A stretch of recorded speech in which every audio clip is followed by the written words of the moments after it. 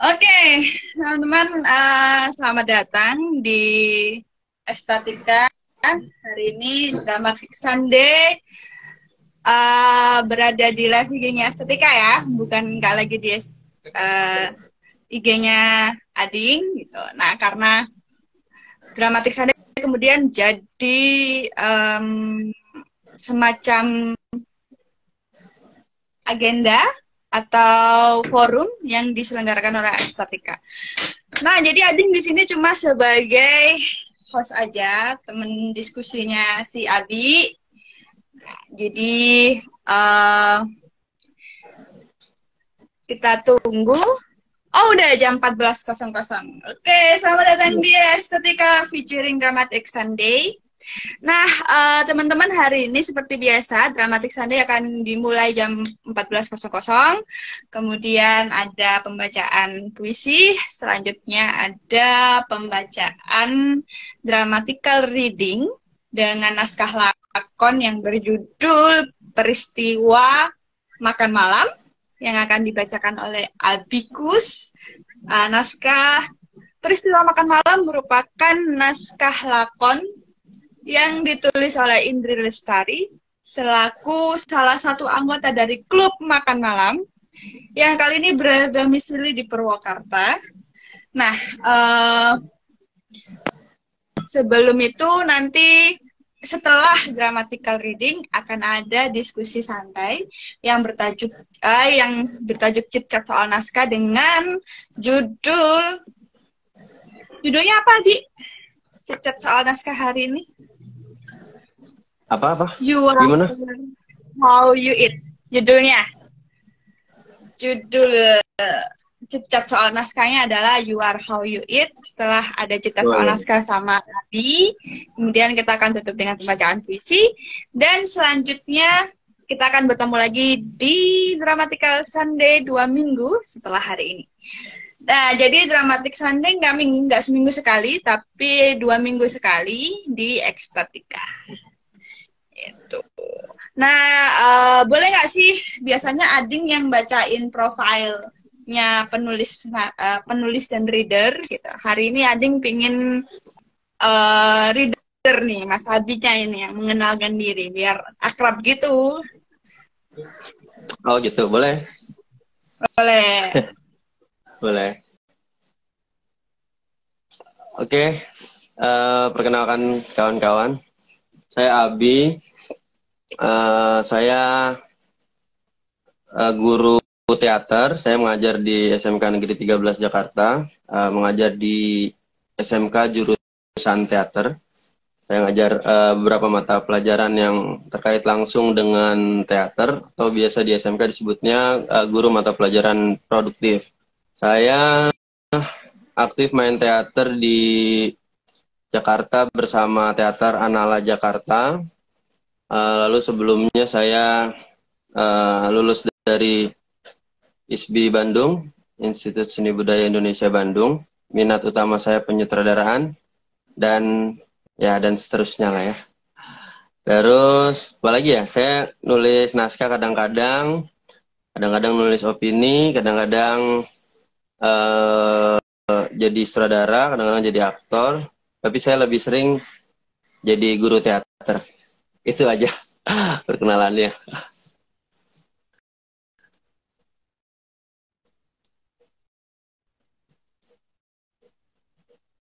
Halo? Halo? Kok nggak ada suaranya? Oke, sorry aku masih mute tadi. Udah banyak teman-teman yang bergabung. Makasih Abi udah memperkenalkan diri.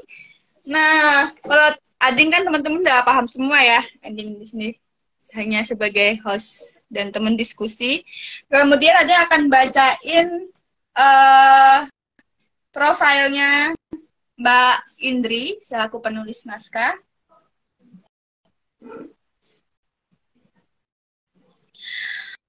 Mbak Indri Dwi Lestari lahir di Cilacap tahun 1997. Ia tercatat sebagai anggota aktif kelompok teater independen Klub Makan Malam yang berbasis di Purwokerto. Naskah yang telah dipentaskan dan difilmkan adalah bertepuk sebelah tangan di dalam kamar mandi 2017, pertunjukan pukul 2 2019, peristiwa makan malam 2022, dan setelah makan malam 2022. Nah, naskah lakon yang berjudul peristiwa makan malam ini sudah berhasil masuk dan terkurasi di Lelakon 2023 yang diselenggarakan oleh Kala Buku, dan juga sudah termasuk dalam antologi bersama para pemenang atau peserta yang lolos kurasi di Lelakon 2023, yakni berjudul Kosmos Y sampai Z. Nah, di Dramatikal Sunday hari ini Adi akan membacakan satu puisi singkat. Jadi di judulnya, ini puisi saya dedikasikan untuk papa saya.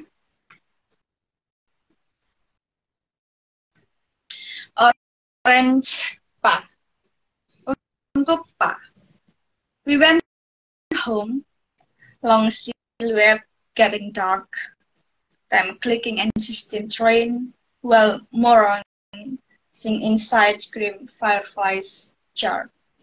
Collecting war and grumpy old men outside the belief we pursue.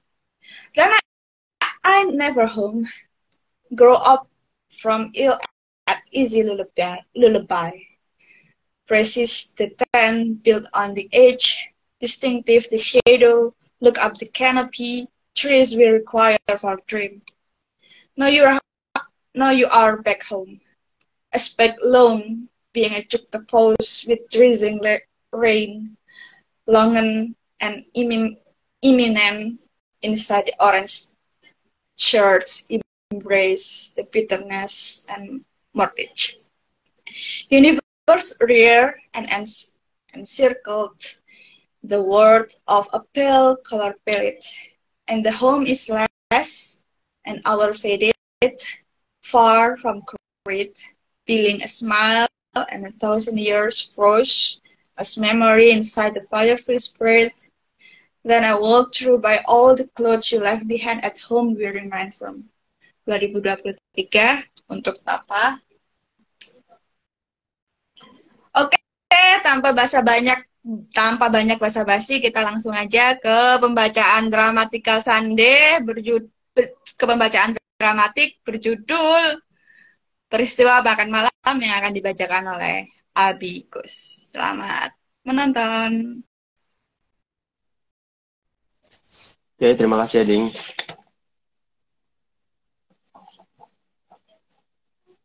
Peristiwa Makan Malam karya Indri Lestari bersama Klub Makan Malam. Fragmen 1. Sebelum memulai makan malam. Panggung adalah sebuah ruangan serba putih. Aktor pun memakai pakaian dengan gaya yang kekinian. Tanan rambut model terbaru, jam tangan sneakers, kemeja, dan celana jeans. Di samping aktor telah disiapkan sebuah dapur sederhana. Apron tergantung di sampingnya. Bahan-bahan untuk membuat menu makan malam hari ini telah lengkap di atas meja. Aktor masuk panggung diiringi dengan musik riuh yang bersahutan. Persis seperti pembawa acara talk show, masuk ke layar televisi menyapa pemirsa di rumah. Selamat malam teman-teman semuanya, apa kabar? Kabar saya kebetulan baik. Saya harap teman-teman juga. Terima kasih. Karena teman-teman sudah menyempatkan diri untuk menghadiri undangan makan malam dari saya. Malam ini, saya akan menjamu teman-teman dengan hidangan istimewa yang pastinya semua orang suka. Perkenalkan, saya adalah pemandu acara makan malam hari ini. Saya sengaja mengundang kalian untuk merasakan sensasi makan malam yang berbeda dari makan malam teman-teman biasanya. Apalagi jika teman-teman adalah anak rantau yang pastinya kangen kan makan malam bersama, atau teman-teman yang keluarganya sedikit tidak hangat. Saya tidak menyebut broken home ya, dan jarang makan bersama-sama di rumah. Ini adalah malam di mana teman-teman tidak akan makan malam sendirian. Tepuk tangan dulu untuk agenda makan malam kita ini. Sebenarnya saya belum memutuskan menu apa yang akan saya masak. Saya takut jika pilihan saya tidak sesuai dengan selera teman-teman. Jadi saya memutuskan untuk bertanya kepada teman-teman dulu. Teman-teman mau makan malam apa hari ini? Bingung? Bingung ya? Sama, saya juga bingung nih. Oh iya, saya lupa. Kenapa kita harus susah-susah berpikir? Kan ada Google yang bisa menjawab semua pertanyaan dan bisa memecahkan masalah buat umat manusia. Kemudian aktor merogoh sakunya sambil mengambil smartphone dan membuka Google. Halo Google, makanan apa yang disukai semua orang? Terdengar suara Google Voice Bot menjawab pertanyaan aktor. Makanan yang disukai semua orang adalah burger. Karena banyak artis yang jualan burger. Loh, burger? Emangnya burger ini lagi viral ya teman-teman ya? Ya udahlah ya. Saya percaya aja sama yang lagi viral pasti rame dan semua orang suka. Jadi saya langsung buat aja ya. Mari kita masak burger. Instrumen yang identik dengan acara masak-memasak di televisi mengiringi langkah aktor menuju dapur yang berada di pinggir panggung. Kemudian ia meraih apron dan memakainya. Ya, semua alat dan bahan sudah tersedia di sini. Yang kita butuhkan untuk membuat burger adalah burger bun, beef burger, mayonnaise, saus sambal atau saus tomat, lettuce, mentimun, tomat, parsley, bawang bombay, keju. Kalau untuk keju ini opsional ya. Kalau teman-teman nggak suka keju, nanti request ke saya nggak usah pakai keju. Oke? Hal pertama yang harus kita lakukan adalah mengiris semua bahan. Iris bawang bombay, iris tipis tomat dan mentimun. Kemudian kita nyalakan kompor dan panaskan teflon. Langkah kedua, kita belah burger bun menjadi 2 bagian. Lalu olesi dengan margarin. Panggang burger bun dengan api kecil saja supaya tidak gosong. Panggang sebentar saja sampai warnanya kuning keemasan. Jika burger bunnya sudah siap, sekarang selanjutnya giliran beef burgernya yang dipanggang di atas teflon. Kita bisa sekalian numis bawang bombay di sini. Nah, sambil nunggu beef burger dan bawang bombaynya matang, kita buat sausnya dulu. Campurkan mayones, saus sambal, dan bubuk parsley. Kemudian aduk-aduk sampai rata. Pas banget nih. Beef burger dan bawang bombaynya juga sudah siap. Mari kita susun burgernya. Tapi sebelum menyusun burger, dia bertanya kepada penonton. Kenapa ya? Di antara banyak makanan di dunia ini, orang-orang suka banget sama burger. Kenapa nggak nasi padang aja? Atau nasi telur? Atau magelangan? Ketoprak, nasi sarden, atau nasi goreng, atau capcay, atau makan makanan lain lah. Kenapa harus makan setumpuk roti yang berisi daging, coklat gepeng, tomat, mentimun, selada, saus, dan mayones? Kenapa orang-orang memilih burger buat makan? Emangnya kenyang kalau makan burger doang? Makan mah harusnya nasi sekalian, bukan roti. Kalau dari analisis saya nih, menurut kamu kenapa? Mungkin karena lampu meredup digantikan dengan lampu disco yang warna-warni dan riuh. Aktor menyusun bagian-bagian burger yang telah ia siapkan sambil ngerap.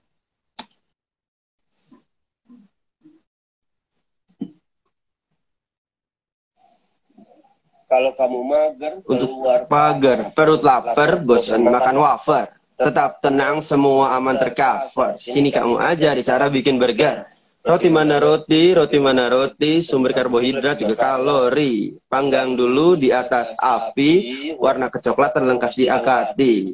Iris tomat, potong dengan cermat, biar nikmat dan juga lezat. Jangan sampai lewat karena bisa gawat. Burger tanpa tomat mendingan aku yang minggat. Hijau selada, hijau lettuce. Kraus-kraus bukan balon meletus. Kayak air cegah dehidrasi. Makin komplit dengan vitamin C. Jangan lupa daging, itu yang paling penting. Tapi jangan banyak-banyak, nanti bisa bikin minyak tinggi dan juga kolesterol. Asal sesuai, akan semua akan terkontrol. Dulu saya masih bocil, saya sering makan burger dan porsi kecil. Gang dengan gerobak dorong. Begitu langsung saya todong. Porsi kecil 2.500, daging yang dimasak saya pantau terus. Sayur mayur ditumpuk di atas roti, saya sudah tidak sabar menanti. Begitu daging jadi di atas kompor, saya lagi makin semangat. Burger porsi kecil siap disantap, langsung saya makan dengan sangat-sangat lahap. Kawan-kawan sudah tahu ada tidak durian. Begitu ditanya jawabannya bikin heran. Mereka bilang, ya enak pentol. Langsung saya balas kalau mereka tolol. Selesai nge-rap, lampu panggung kembali seperti semula.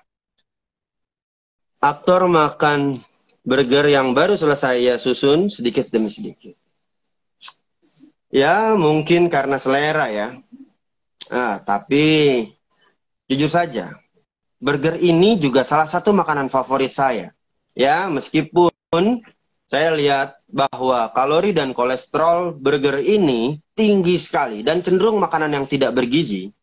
Kalau saya makan hanya 1 minggu atau 2 minggu sekali, saya pikir tidak masalah. Awalnya saya suka burger karena mantan saya.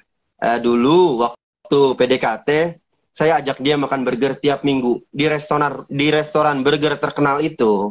Bukan apa-apa. Saya juga pengen lah dianggap keren, modern, dan gaul oleh mantan saya. Soalnya mantan saya ini cantik, pintar, populer di kampus, dan gaul abis.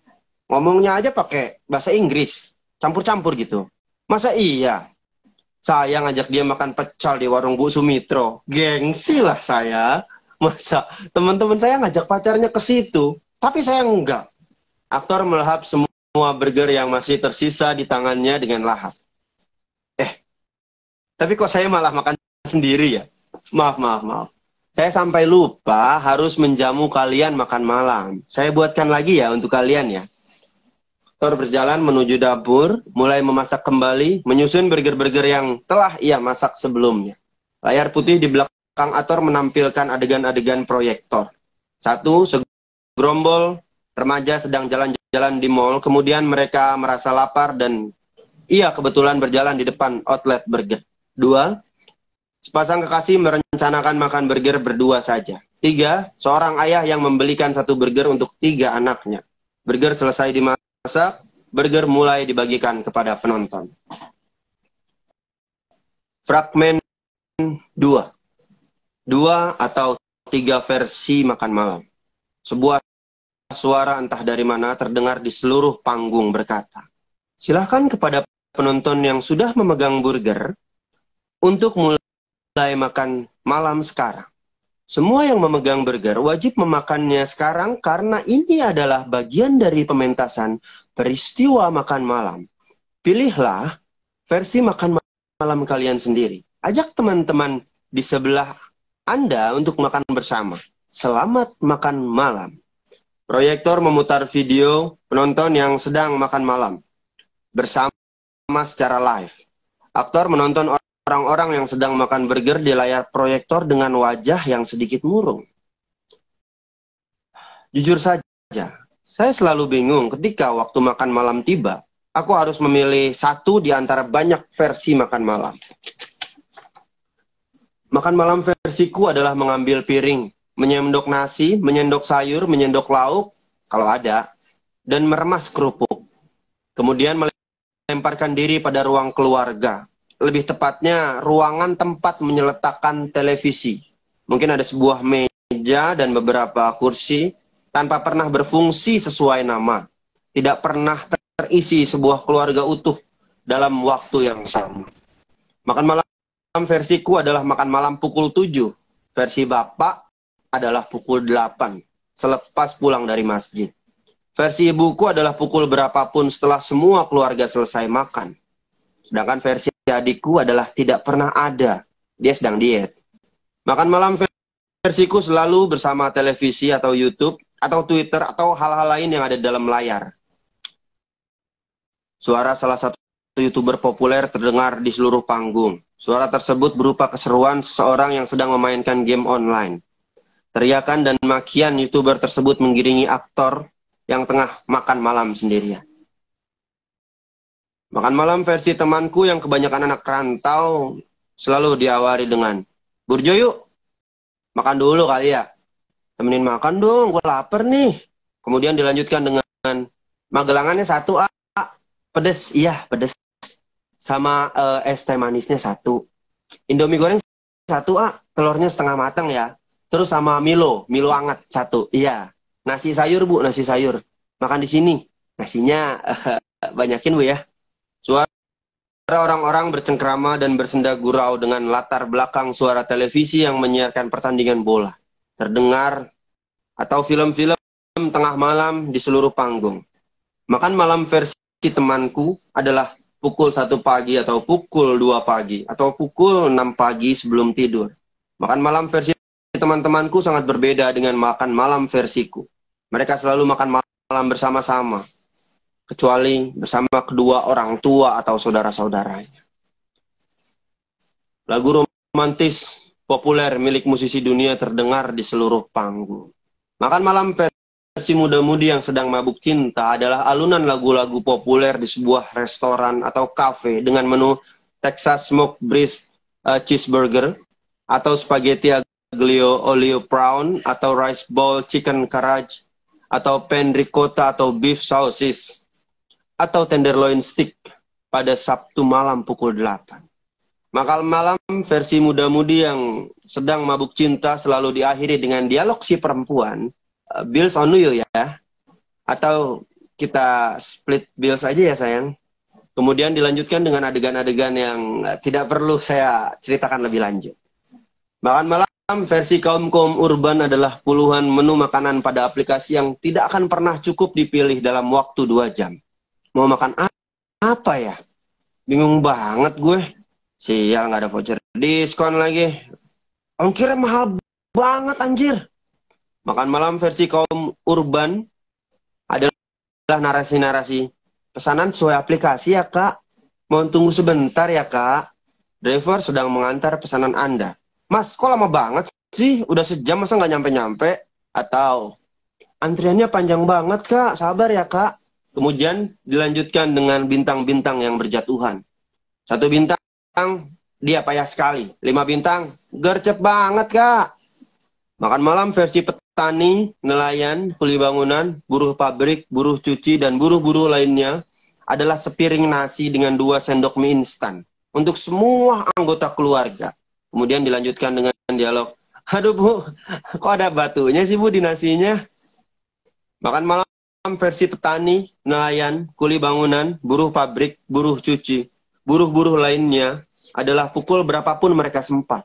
Makan malam versi mereka selalu diiringi suara token listrik. Tit, tit, tit, tit, tit. Suara teriakan seorang ibu dan tangisan seorang anak.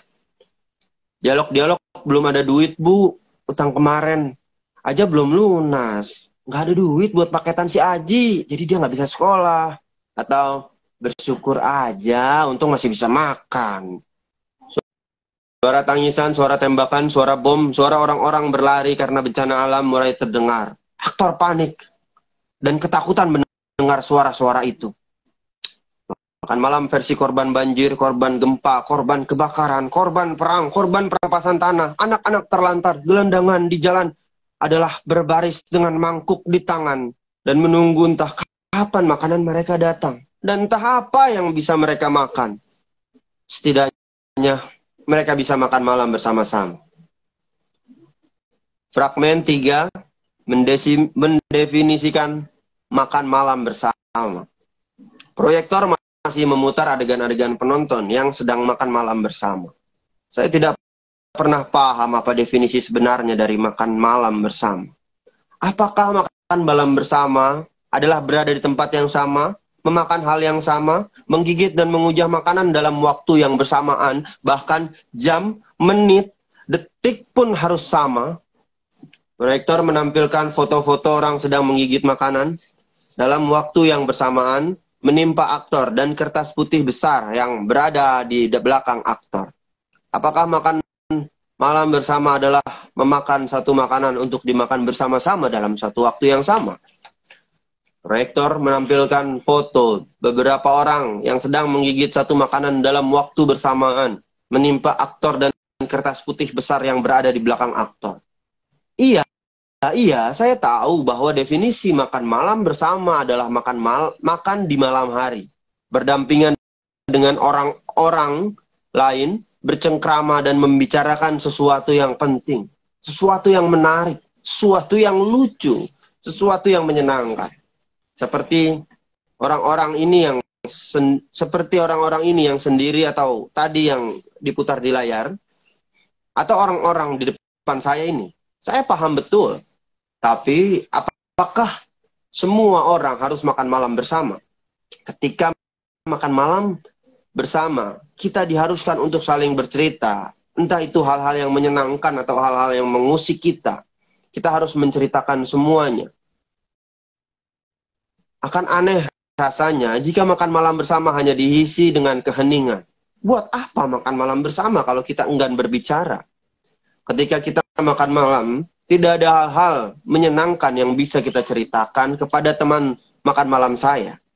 Yang saya punya hanyalah keresahan dan kegelisahan yang entah sejak kapan berada di dada saya. Dan entah berapa lama mereka telah di sana.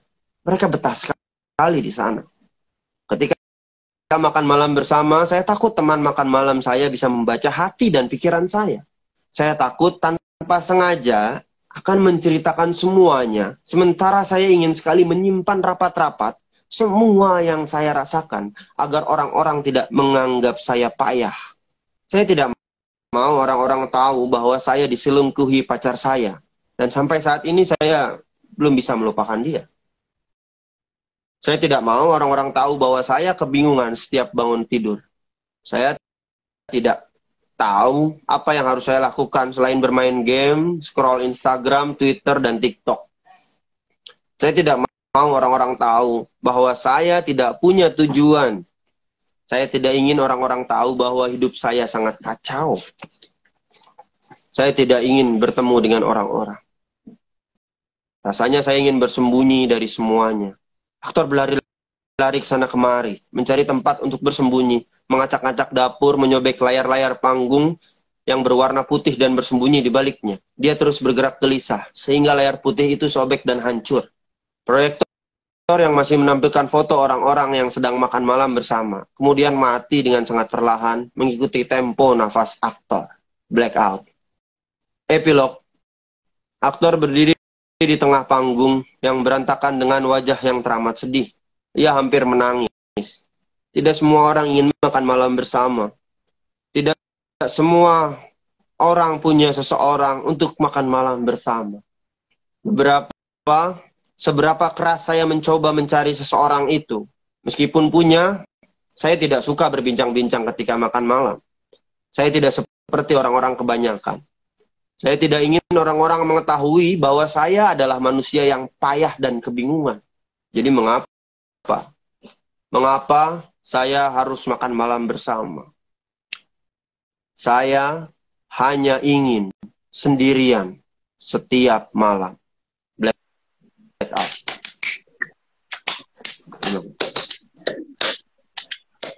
Wah, terima kasih Abi udah membacakan naskah lakon dari Indri Lestari yang berjudul Peristiwa Makan Malam.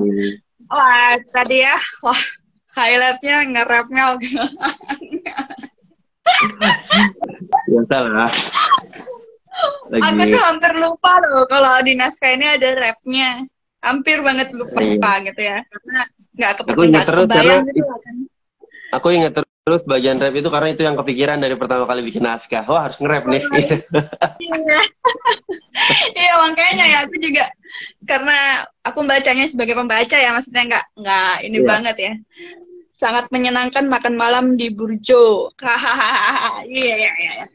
Banyak banget nih hal-hal yang menyenangkan nih di dramatik sehari-hari ini, kayak wah, aku akhirnya pertama kali ngelihat ada readers yang nge-rap di sini. Wah, nih kalah nih teman-teman yang lain. Ayo nih, apa namanya, reader dari 1 sampai 10 kemarin nih. Abi nih, keren banget nih. Indomie double 2, Mang. Wah, asik. Ya. Boleh bikin dulu ya Indominya ya. Tuh ada tepuk Terima kasih tangan tuh teman-teman dari yang nonton. Keren ya hari ini, menarik banget apa yang dibawain sama Abi, juga naskahnya juga keren gitu. Nah, ini ngomong-ngomong soal makan malam nih di gitu. Nih kita udah mulai Ya. masuk ke chat soal naskah nih gitu. Terima kasih ya Andri udah bikin naskah yang cukup menarik sampai kita bisa tertawa, bisa berbagi hari ini gitu ya, bisa mempelajarinya lebih lanjut.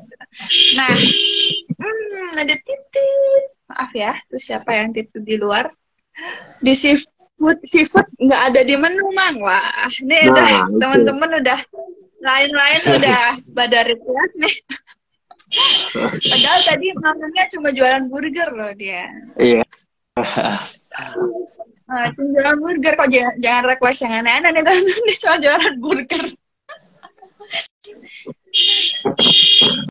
Oke, kita abaikan yang titik-titik di belakangnya. Maaf kalau ada suara ini. Nggak tahu nih, tetangga-tetangga Surabaya emang kayak gitu kalau siang agak panas gitu. Oh iya. Oke. Surabaya panas ya? Wah, panas banget ya nih Surabaya akhir ini. Oke, nah biar nggak panas nih teman-teman. Gitu. Ngomongin makan malam, harusnya tadi kita nih, Mama Ciamis kok nggak kemasuk. Mama Ciamis kok nggak kemasuk nih? Apa masuknya Mama Ciamis kok nggak Mama Ciamis kemasuk? itu ibu-ibu yang masakan dari Ciamis gitulah. Yeah. Kayak ibu yang Iya, jualan pecel kayaknya tadi ya? itu ya. Kayaknya itu. Iya. Ini berarti nih Bang Syahrul nih suka makan dari satu tempat ke tempat yang lainnya nih. Biografi makanannya lengkap ya ini. Cinta kuliner nih. Cinta kuliner nih. Nah, kita dibahas makan malam ya. Kita makan siang nih hari ini. Makan siangnya setiap jam 2 hari Minggu gitu. Oke. Aku tuh juga tipe orang yang sebetulnya nggak suka banget makan ya. Tapi ya nggak, maksudnya makan itu aku cuma ya makan biasa gitu.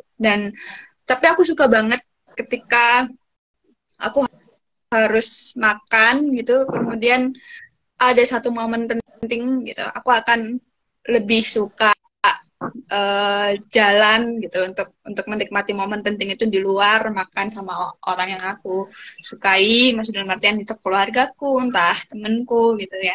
Jadi makan malam cukup menarik sih di aku, cukup highlighting gitu loh kalau kita mau ada apa gitu. Oh ya, kita nanti ketemunya pas makan malam aja gitu. Karena mungkin kenapa makan malam jadi menyenangkan gitu, karena mungkin malam ya.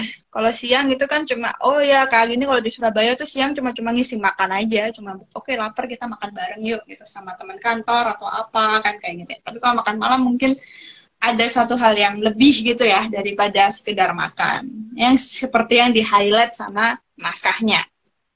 Nah, kalau Abi sendiri makan malam sebagai aktivitas sosial itu sejak kapan sih, Bi? Sejak kapan Abi merasa bahwa berkebutuhan gitu, bahwa makan malam ini menjadi satu hal yang sosial banget nih pada akhirnya? Kalau aku nggak punya tradisi makan malam bersama di keluarga ya. Justru malah makan bareng keluarga tuh di siang hari ya, di lunch gitu ya. Itu ada tradisi ngeliwat gitu, makan bareng-bareng sama keluarga besar. Tapi kalau malam di keluargaku aku nggak punya tradisi itu. Tapi bahwa ada semacam unsur di luar unsur makan itu sendiri dalam sebuah peristiwa makan bersama, itu juga terjadi di makan siang gitu. Aku menangkap bahwa naskah ini mau coba mengangkat itu gitu, membuka apa yang bocor dari peristiwa makan bersama gitu. Kan secara teknis itu makan itu kan cuma dalam tanda kutip cuma peristiwa biologi supaya kita dapat asupan, supaya organ-organ dalam tubuh kita bekerja, supaya kita bisa tetap bertahan hidup sebagai binatang, dalam konteks kita sebagai binatang. Makan kan cuma sekedar itu, tapi ketika ada definisi, ketika ada kata seperti makan malam atau makan siang atau makan bersama, aku kira itu jauh melampaui persoalan biologis yang terlalu, dalam tanda kutip, terlalu sederhana gitu kita sebagai binatang. Tapi justru itu yang menurutku menandai kita sebagai manusia yang berkebudayaan gitu ya. Makan bersama menurutku adalah bukan cuma peristiwa biologis gitu, tapi dia juga peristiwa kebudayaan di rumah-rumah gitu. Aku ngelihat itu sih yang coba diangkat ya sama teman-teman, dan itu yang aku rasain sih sebetulnya. Aku jadi berefleksi setelah baca naskah ini, benar juga ya, makan bersama tuh merepresentasikan banyak hal gitu. Itu yang mungkin ya begitu yang aku pikirin. Berarti Abi pun menilai bahwa peristiwa makan bersama, kemudian yang disorot di sini adalah peristiwa makan malam, itu bukan hanya sebagai satu peristiwa atau satu tindakan untuk memenuhi diri dengan berbagai kebutuhan karbohidrat dan lain sebagainya. Enggak hanya makan malam, peristiwa makan tidak hanya menjadi sekedar simbolik dari rantai makanan, makan dan dimakan gitu kan ya. Enggak cuma jadi hewan gitu, kalau katanya Abi gitu. Nah, berarti kan ada situasi-situasi di mana peristiwa makan bersama ini yang disorot jadi peristiwa makan malam itu merupakan aktivitas sosial nih. Berarti kita kan ada satu titik temu di mana kita, kalau Abi bilang tadi peristiwa makan bersama itu menandakan bahwa kita manusia yang berkebudayaan tadi ya. Tadi Abi bilang kayak gimana tadi? Berkebudayaan. Nah, sebetulnya kalau ngomongin budaya, ngomongin tradisi gitu ya, udah banyak nih gitu kan, kita contoh-contoh bahwa di Indonesia pun kita punya tradisi makan besar gitu ya, yang kemudian makan bersama bukan hanya sekedar satu keluarga gitu, tapi ada tetangga, ada satu RT, satu RW gitu. Kita punya tradisi liwetan yang bukan hanya yang tadi Abi bilang gitu, ada tradisi liwetan, terus ada tradisi kalau kita selamatan 40 hari, 37 hari, atau ada peristiwa-peristiwa penting kayak gerhana dan lain sebagainya. Kita kan punya tradisi-tradisi itu gitu ya. Ada juga kemudian Festival. Festival itu sebetulnya peristiwa makan yang ditata, dalam artian ditata di Festival itu kan budaya Belanda ya, yang kemudian kita serap jadi budaya kita, bahwa kita makan itu berarti harus kumpul gitu. Harus ada table manner-nya juga gitu kan. Nah, itu berawal dari Ritstafel. Nah, Ritstafel itu kalau di Belanda itu orang-orang satu keluarga itu harus duduk dan makan di meja makan, nggak boleh di tempat lain dengan table manner tadi. Dan di situ memang akhirnya jadi tradisi yang kita serap gitu ya. Kenapa orang-orang di Indonesia pun akhirnya punya tradisi makan malam, punya tradisi makan bersama di meja makan. Tapi sebelum budaya Ritstafel itu kita serap sebagai masyarakat Indonesia, kita juga punya budaya makan yang bersama-sama nih. Tadi kalau di highlight di naskah ada makan malamnya nelayan dan petani gitu. Nah, makan malamnya nelayan dan petani itu biasanya kalau siang-siang gitu, petani itu pasti dibawain makan kan sama istrinya sama anaknya, terus makan bareng-bareng di di sawah gitu kan. Ngateren apa sih bahasanya itu, ngateren menghantar makanan gitu, ngateren.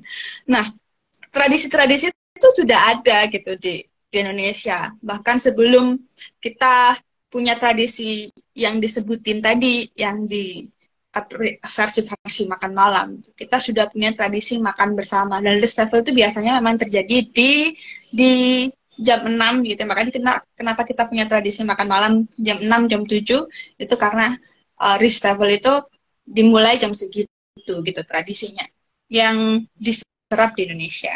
Nah, hari ini tuh kan makan malam jadi lebih fluid ya, seperti yang versi-versi makan malam yang disuguhkan di naskah tadi itu jadi lebih fluid gitu.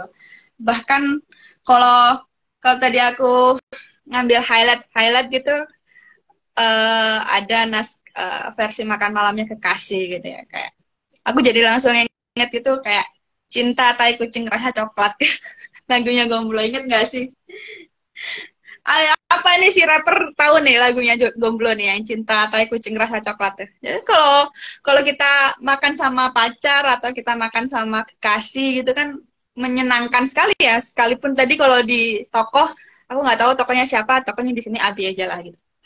Si Abi makan burger nih.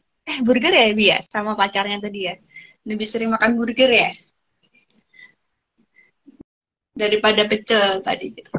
Makanya padahal dia nggak terlalu suka atau sama burger, tapi oke, dia mau menerima makanan barat yang dia nggak terlalu suka tadi untuk dia makan sama kekasihnya kan, berarti kan lagunya Gomblo ini deket banget gitu, Cinta Tai Kucing Rasa Coklat.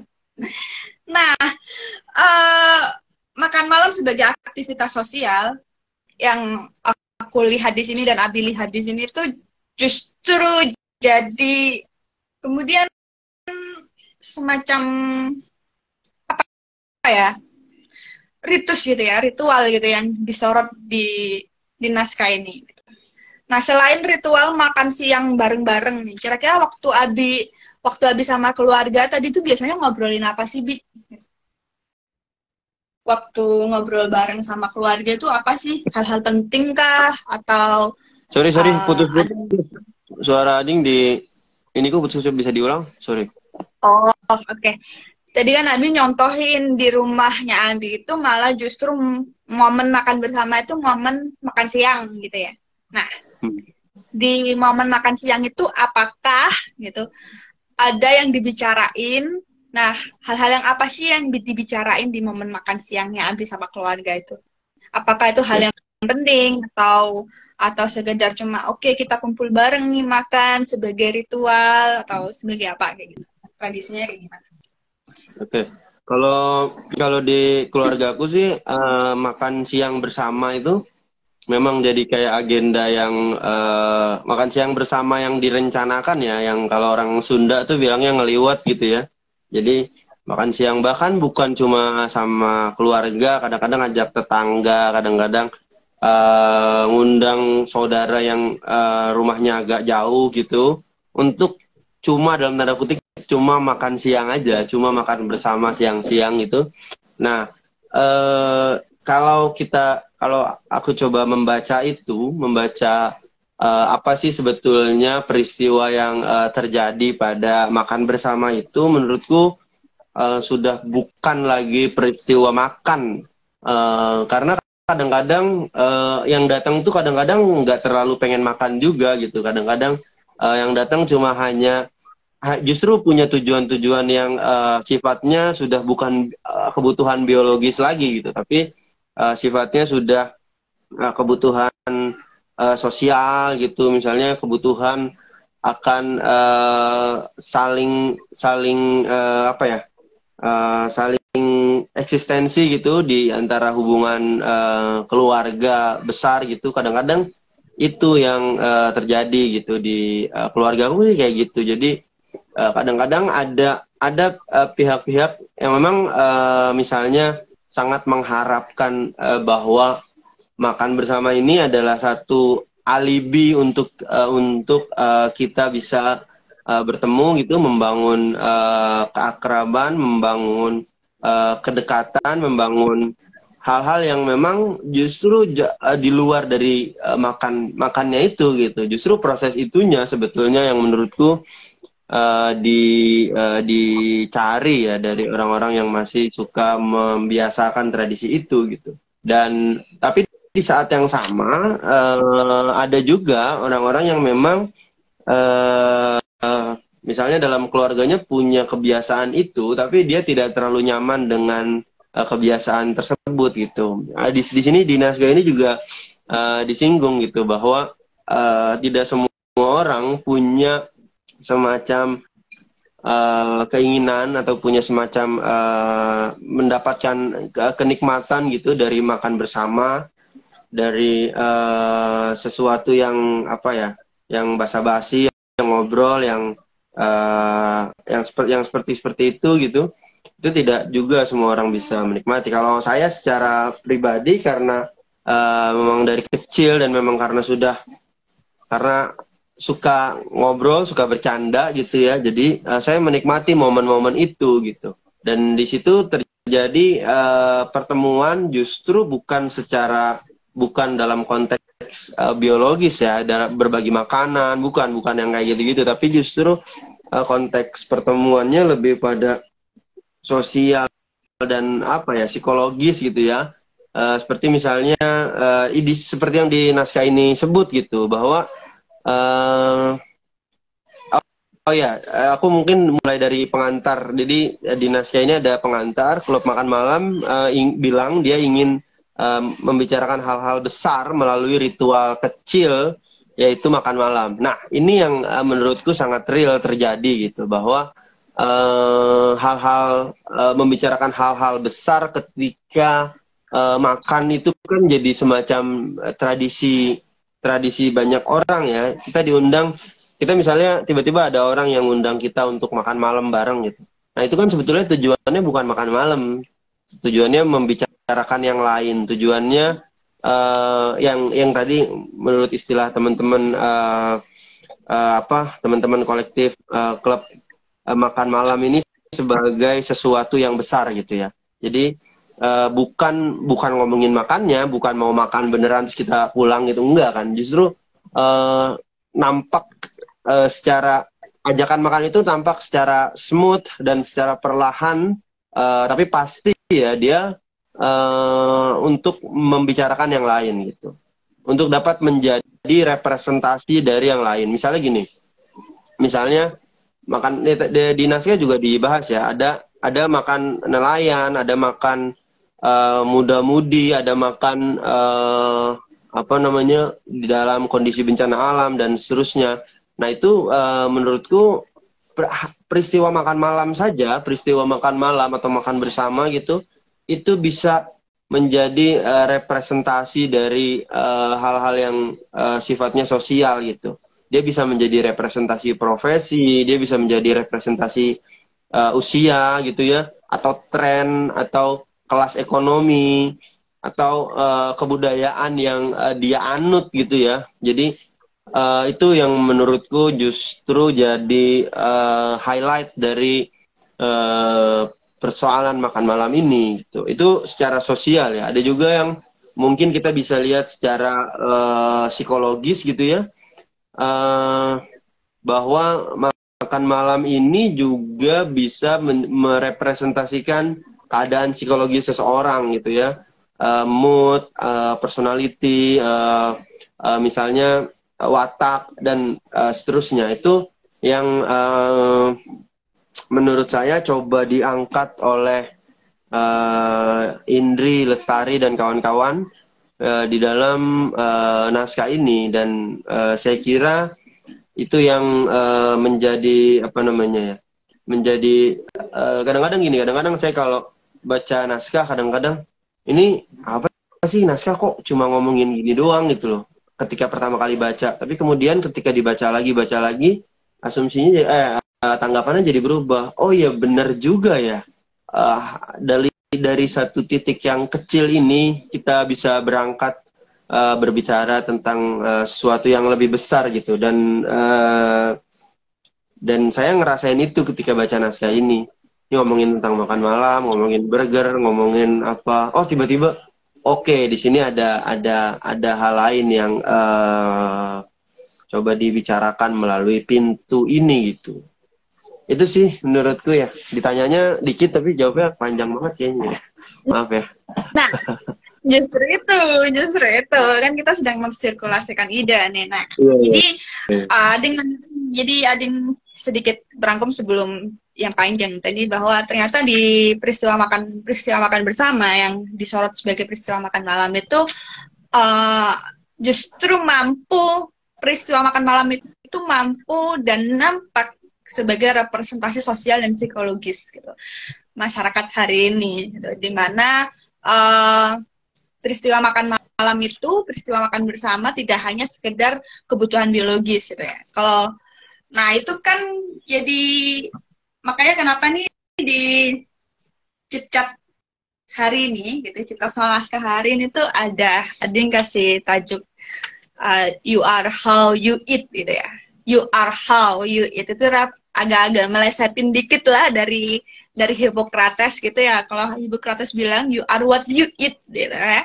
You are what you eat. Kalau kamu makan banyak gula, kamu nanti jadi diabetes kan gitu kan. Kalau Hippocrates kan itu ya ininya apa namanya, dalilnya kan kayak gitu. Kalau kamu terlalu banyak makan makan pedas, kamu akan jadi orang yang lambungnya bermasalah gitu. Nah, Hippocrates kan di sana. Tapi Abi melihat bahwa naskah ini ketika kita membicarakan makan bersama, makan malam, dan ada satu layer lagi yang ditingkatkan dari naskah ini adalah merepresentasikan gitu ya, merepresentasikan bagaimana orang-orang atau orang-orang yang ada di dalam peristiwa makan malam tersebut gitu. Nah, ini aku tadi juga dapat chat dari Statika ya, silakan bagi yang ingin berbagi pendapat atau bertanya mengenai konteks makan bersama. Terus ini ada karakter dari Intan, karakter tokoh naskah ini agak edgy nggak sih atau ansos gitu. Ya bentar ya Mbak Intan ya gitu. Nah, aku tadi mau meng-highlight dikit nih. Tapi menarik juga ketika Mbak Intan melihatnya bahwa ada situasi di mana tokoh itu karakter utamanya jadi ansos gitu, kemudian yang dibaca sama Mbak Intan sebagai edgy. Kalau ada yang mau nanggapin Mbak Intan boleh di kolom, nanti kita bahas bareng ya dia soal itu. Tapi aku ingin meng-highlight bahwa ternyata ketika kita menemukan bahwa makan malam itu sebagai representasi orang-orang yang ada di dalam peristiwa itu gitu, berarti kan di naskah di peristiwa itu sebetulnya ada unsur pada akhirnya, selain representasi juga ada unsur ketertarikan nih, keterikatan gitu ya. Di naskah ini aku baca ada sebuah keterikatan yang dicoba untuk dibangun dari peristiwa makan bersama. Kalau di Abi tadi, Abi meng-highlight bahwa aku kan orangnya bukan ini tadi ya, maka justru makan bersama itu jadi alibi untuk membangun keakraban gitu. Ada kelekatan nih yang secara tidak langsung atau terjadi secara natural itu terjadi gitu. Nah, aku menyebutnya itu sebagai interpersonal attraction gitu, yang merupakan bentuk konsensus yang terjadi secara natural gitu. Biasanya kan kalau kita konsen gitu kan kita bertanya gitu, oh iya, aku sedang menjalin ikatan, aku mau menjalin ikatan nih dengan, kan ada konsensus ya di situ. Tapi kalau di dalam peristiwa makan bersama tuh konsensusnya itu terjadi secara natural aja, bahwa kita yang sedang ngomongin ada keterikatan, kemudian keakraban, membangun keakraban dan lain sebagainya, itu tanpa tedeng aling-aling gitu loh. Maksudnya kita tanpa oh ya aku pengen deket nih sama kamu, ada yang kayak gitu, maka kita makan malam gitu ya. Katakanlah PDKT orang-orang pacaran kan juga gitu ya, dengan membangun makan malam, terus makan bersama dan lain sebagainya. Nah, interpersonal attraction ini yang kemudian menarik, yang ternyata interpersonal attraction ini juga nggak mampu ditembus gitu ya sama si tokoh atau karakter utama gitu, bahwa yang karakter utama di akhir itu kan karakter utamanya bilang gitu, si Abi tadi kita ambil tokohnya Abi ya, si Abi tadi bilang bahwa kenapa sih gitu di fragmen terakhir, aku tuh nggak ngerti loh kenapa kita harus melanggengkan makan malam ini, kenapa makan malam ini cuma sekedar makan bersama di jam yang sama, di detik yang sama, apa yang nggak kebangun gitu dia interpersonal attraction-nya. Apa mungkin Abi mau menanggapin juga dari yang diutarain sama Mbak Intan di sini? Boleh loh yang lain.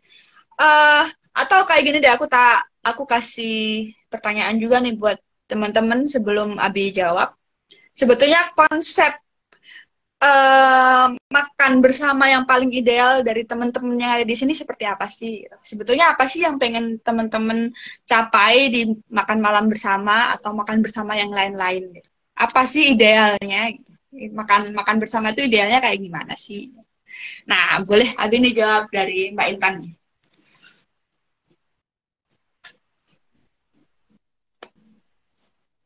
Halo, halo. Oke. Ya, jadi ini menurutku gini sih, menurutku nggak tahu ini pikiranku barusan saja. Jadi makan itu kan peristiwa, makan itu kan dia tadi secara teknis dia biologis, secara teknis purba dan sangat primordial dia kan biologis. Kita sebagai manusia itu butuh itu gitu. Nah, aku menduga bahwa peristiwa makan malam yang terjadi sebagai sebuah budaya itu justru dimulai dari ke apa ya kepurbaan makan malam itu sendiri gitu. Jadi ketika kita secara sadar kita sebagai manusia butuh makan, kita sebagai manusia butuh asupan untuk organ-organ kita itu bisa berjalan dengan baik. Nah, di saat yang sama eksistensi kita di bidang lain itu merasuk ke situ gitu. Di saat yang sama eksistensi sosiologis kita muncul di situ.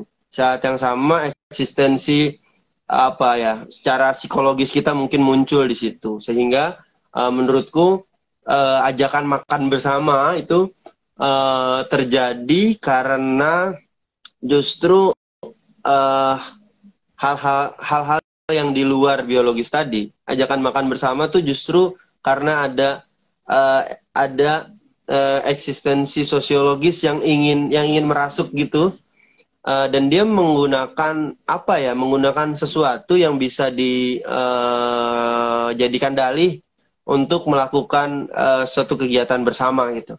Nah, makan ini kan sesuatu yang pasti semua orang lakukan gitu ya. Jadi ajakan makan bersama, entah itu dalam konteksnya misalnya berdua, bertiga, atau sekeluarga, atau makan malam yang lebih banyak orang, itu kan sebetulnya sesuatu yang ya dimulai dari sesuatu yang pasti. Sederhananya gini, kalau kita ngajak orang sekarang nih ya, kalau kita mengajak orang nonton, kan nggak semua orang suka nonton. Kalau kita ngajak orang main teater, nggak semua orang suka main teater. Kalau kita ngajak orang kegiatan-kegiatan yang sifatnya itu opsional gitu, itu agak semacam agak kemungkinan ditolak karena ajakannya tidak dia sukai itu lebih tinggi dibanding kalau kita ngajak orang makan itu semua orang pasti makan. Nah, tinggal baru ketika kita bicara tentang bagaimana makan yang ingin diajak, ingin dilakukan, baru kita bicara tentang sosiologis tadi, baru kita bicara tentang culture tadi, tentang budaya, bagaimana budaya itu meringsek ke dalam aktivitas makan gitu. Nah, itu yang menurutku membuat makan bersama itu tetap dalam tanda petik abadi gitu ya. Makan bersama itu menjadi seolah-olah abadi karena ada asumsi itu gitu dari orang-orang. Nah, kalau pertanyaannya apakah makan bersama ini sesuatu hal yang wajib, suatu hal yang mungkin tidak bisa dielakkan dan seterusnya. Ya menurutku ini bisa jadi opsional juga karena yang wajib itu kan, yang harus itu kan makannya ya. Kalau makan bersama itu kan kadang-kadang ya boleh saja, justru ketika kita memilih untuk tidak makan bersama, di saat yang sama kita juga menyatakan diri bahwa menyatakan diri kita dalam konteks sosiologis dan psikologis tadi. Ketika kita diajak oleh orang lain untuk makan bareng gitu misalnya, atau oleh keluarga, itu kan salah satu sisi sosiologis mereka yang ngajak kita gitu kan. Nah, ketika kita menolak, itu juga menurutku itu juga itu juga sama nilainya, bahwa kita ingin menunjukkan eksistensi sosiologis dan psikologis kita dari tolakan itu, dari ketidakmauan kita terhadap makan bersama. Nah, itu juga menurutku valid sebagai sebuah pilihan gitu ya. Itu sih menurutku. Kalau soal tadi apa ya, karakter ya? Apa sih? Oh, tokoh ya, karakter tokoh. Kalau karakter tokoh ini edgy atau apa tadi sih pilihannya? Ansos ya. Edgy atau Ansos. Menurutku tokoh ini tokoh yang aku belum bisa menganalisisnya secara pasti ya, tapi yang aku baca sekilas, seminggu aku baca naskah ini, aku lihat bahwa tokoh ini tokoh performatif yang mungkin tidak kita mungkin bisa tidak dipastikan sebagai sebuah karakter yang edgy atau yang apa tadi, ansos gitu ya. Karena naskah ini, tokoh ini berpeluang menjadi keduanya, atau bukan keduanya, maksudku berpeluang memilih menjadi salah satunya dari itu gitu, salah satu dari itu. Meskipun kemudian ada misalnya secara alur dia ditutup dengan keinginannya untuk tidak makan gitu, lalu di awal dia membuka dengan keinginannya untuk memimpin acara makan bersama. Aku pikir itu kondisi yang sangat tidak realistis gitu ya. Itu kondisi yang bisa terjadi dalam kepala aktor gitu, dalam kepala peran, dalam pikirannya si peran, dalam pola pikir si peran itu. Nah, itu menurutku bisa sebagai sutradara kita bisa, atau sebagai aktor yang memainkan, kita bisa melihat potensinya lebih ideal yang mana, lebih cocok yang mana gitu. Kalau aku sih ngelihatnya kayak gitu ya. Cuma ya ini disclaimer, aku perlu baca lebih jauh tentang naskah ini untuk memastikan hal itu. Gimana? Menurutku gitu sih, Adi.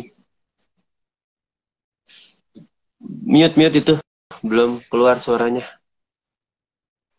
Tapi aku juga membaca bahwa di naskah ini tuh si tokoh utamanya tuh merasa mempertanyakan kan. Kalau di disclaimer naskah itu kita akan menemukan bahwa naskah ini ingin membicarakan tentang ritual makan malam gitu ya. Yang dia dipertebal di akhir bahwa dia tidak sepakat gitu dengan makan malam itu ya gitu, dengan makan bersama itu dia tidak sepakat karena banyak hal tadi ya secara psikologis yang Abi udah bacain tadi gitu. Maka aku membaca bahwa ketika ada tokoh utama ini merasa bahwa makan bersama itu tidak mudah gitu. Bahwa sulit sekali bagi dia untuk mencapai ruang nyaman, mencapai titik ideal bagi dia, itu sama sulit mencapai ke sana. Ada ketidakmampuan untuk mencapai itu di satu konsensus bersama gitu ya, di ruang makan itu tadi, di ruang makan dimanapun tempatnya, yang di sana dia harus bertemu dengan eksistensi lain nih, dengan orang sosial, dengan orang lain, dengan keluarga, dengan teman dan lain sebagainya. Yang aku melihat bahwa naskah ini akhirnya ditunjukkan oleh tokoh apakah kemudian makan malam hari ini tuh jadi ritus beku aja gitu.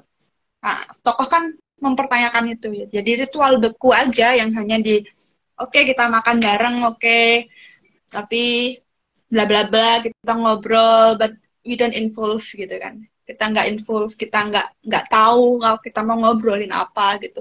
Yang padahal tadi Abi bilang bahwa bisa jadi gitu bahwa peristiwa makan bersama ini adalah peristiwa yang abadi gitu yang akan selalu ada karena ada dorongan eksistensi yang melebihi kebutuhan makan tadi gitu ya, kebutuhan biologis gitu. Ada eksistensi sosial, ada eksistensi psikologis gitu yang kemudian memacu kita untuk bersosial, salah satunya dengan caranya dengan makan. Tapi justru tokoh utama di sini melihat adanya satu ritus beku bagi dia. Apakah semacam kalau di situasi hari ini tuh kayak kayak gini Bi, kayak kalau nggak makan, kalau kamu nggak ngajakin kita pacaran gitu ya, kalau kamu nggak ngajakin aku makan udah nggak sayang lagi nih gitu.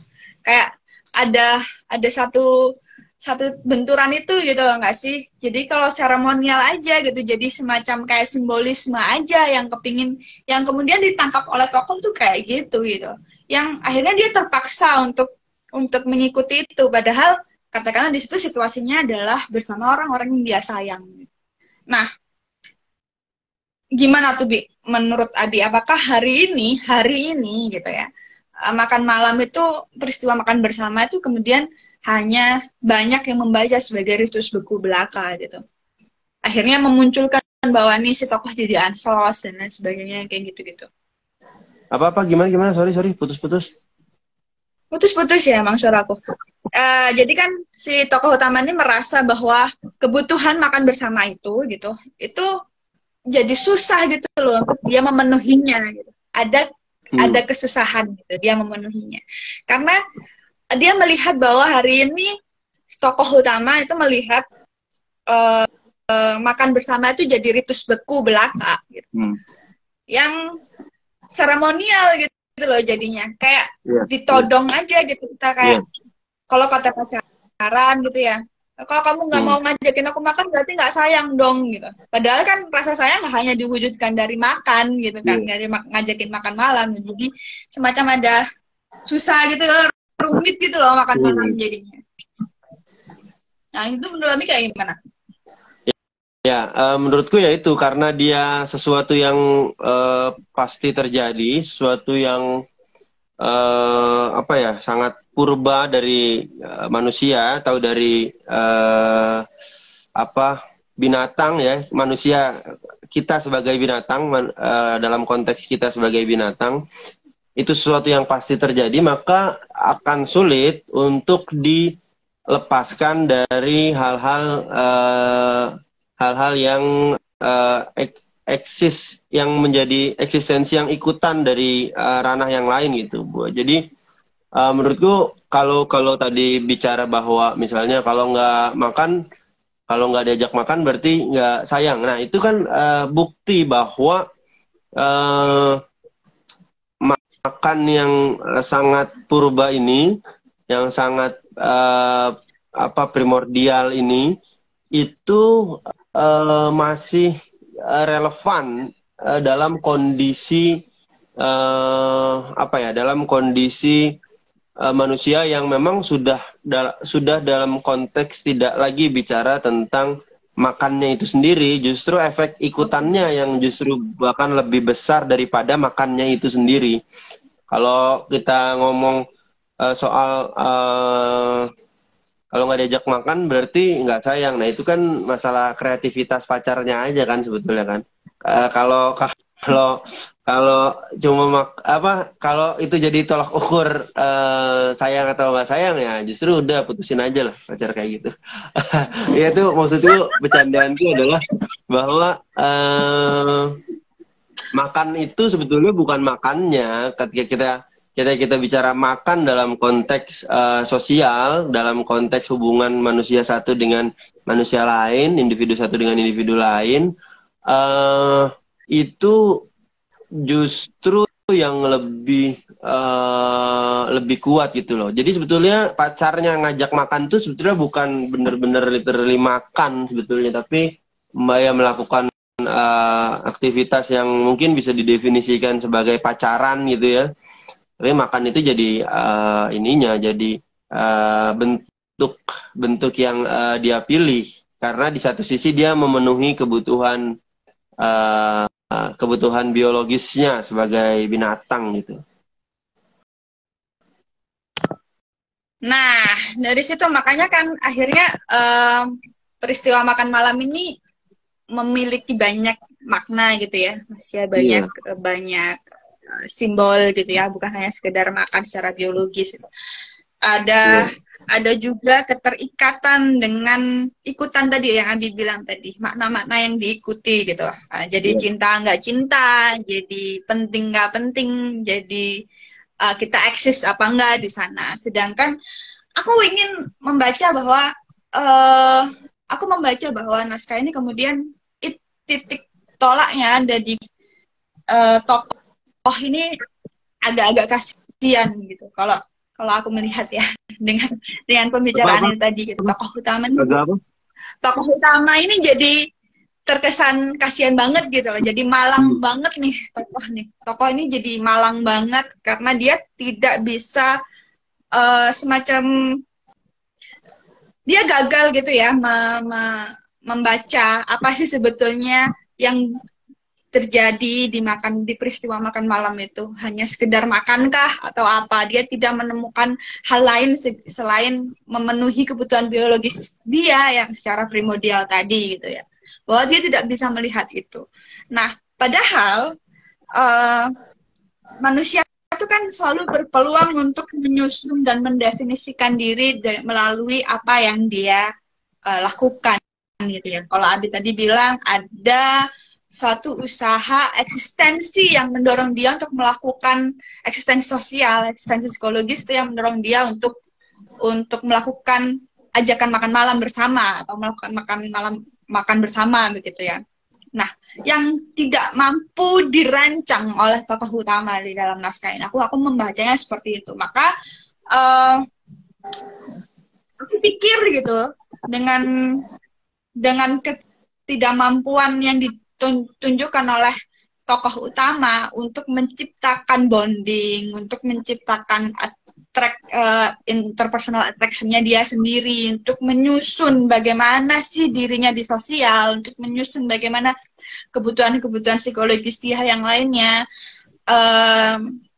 Itu yang pengen dikejar dalam naskah ini, bahwa ada satu sorotan bahwa kesannya tuh tokoh utama di naskah ini ansos gitu ya.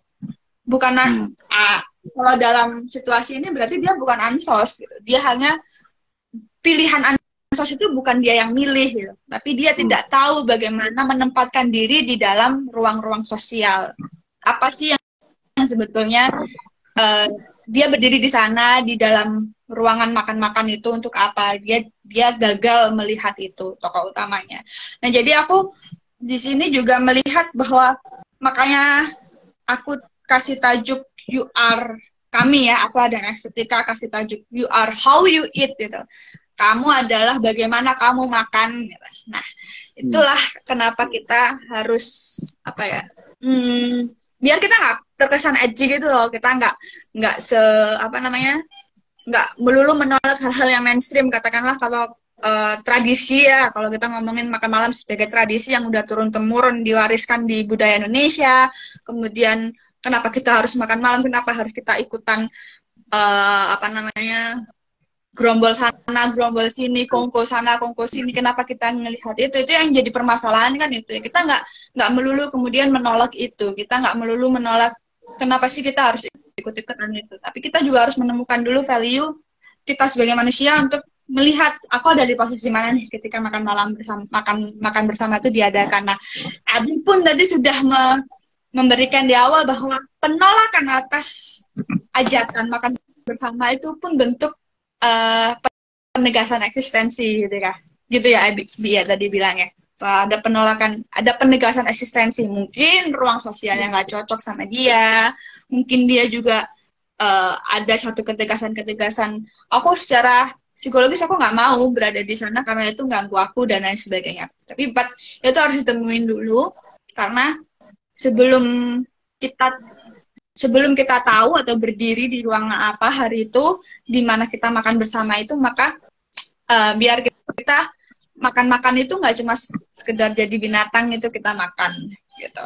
Makan juga ada kebutuhan untuk memberikan dorongan eksistensi lain, eksistensi psikologis dan eksistensi sosial yang dibangun di sana. Aku ngutip kata-katanya Abi. Abi keren banget hari ini udah menemani estetika. Dan di Dramatic Sunday episode 11, berarti kalau Dramatic Sunday season 2 berarti episode 1. Terima kasih Abi. Kayak gitu ya teman-teman. Jadi jangan lupa makan malam adalah you are how you eat hari ini yang kita temukan. Dan kita akan kembali lagi di Dramatic Sunday 2 minggu ke depan. Jangan lupa Dramatic Sunday ada di 2 minggu sekali. Hari ini kali ini bersama estetika, nggak setiap minggu. Jadi mungkin nanti ketemu di tanggal berapa ya? Tanggal 4 atau tanggal 3. Kita lihat dulu nanti 2 minggu depan. Tetap di Dramatic Sunday setiap 2, tetap jamnya jam 2 siang. Makasih Abi, makasih Indri dan teman-teman klub makan malam. Abi, aku thank you banget. Terima kasih juga. Ya.